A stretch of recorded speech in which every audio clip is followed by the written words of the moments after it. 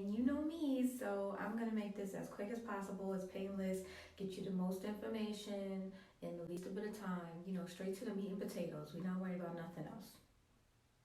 So with that being said, welcome to a piece of my bathroom. And I'm going to give you guys 3 ways to identify, what's wrong with your marketing. It's such a big deal because if you don't know what's wrong, how are you going to address it? You can't have band-aid solutions and put them in the wrong place because then they're still not going to work. So it's just helping you guys really understand how to think critically about your marketing and kind of figure out where the problem is so we can solve it. So first things first, when you are looking at your marketing and it's not performing how you want it to, first thing you can look at is your goals. The goals you have set for your business or your social media account or whatever you have going on, goals. Because a lot of us have goals that really have no standing in the growth of our business, such as followers. People want 50,000 followers. They want to, have 1 million followers for what? Followers don't equal dollars. And I'm sure you've seen that multiple times with influencers who can't sell their products. So I think looking and making sure your goals align with metrics that actually matter work. Second way you can actually evaluate your business is to look at the data. If you look at your data, that means looking at the numbers, your social media and website performance. Those numbers will give you an indication where you are either lacking or have opportunities to beef up your marketing. For instance, using hashtags.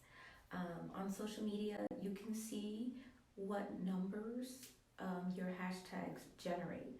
How many people saw you because of those hashtags, not even if they're following you, just off the strength of those hashtags. And looking at those numbers and mixing up how you use them, you'll see a difference in numbers and you'll be able to sit there and go, okay, these numbers told me this story about my business.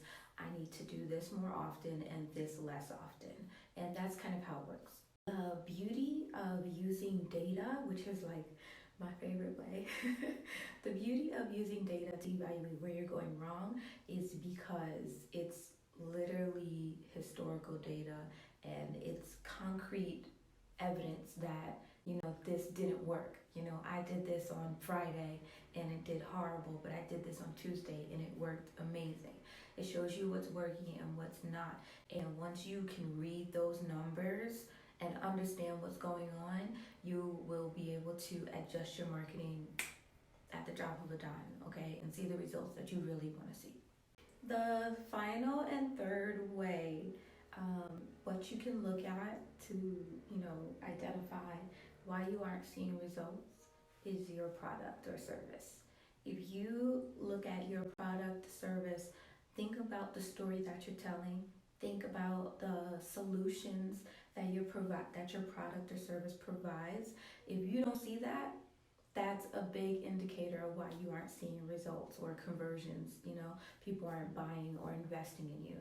It's because your product or your service either sucks, and I hate to say it, but sometimes your stuff sucks, or you're just not telling the story in a way that appeals to your audience and makes them feel connected and makes them, have the need to support and want to invest.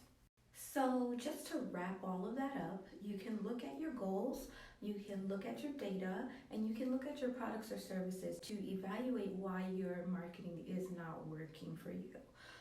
This is something that I do provide in my consultations. I let you know where I see you're struggling and your opportunity areas.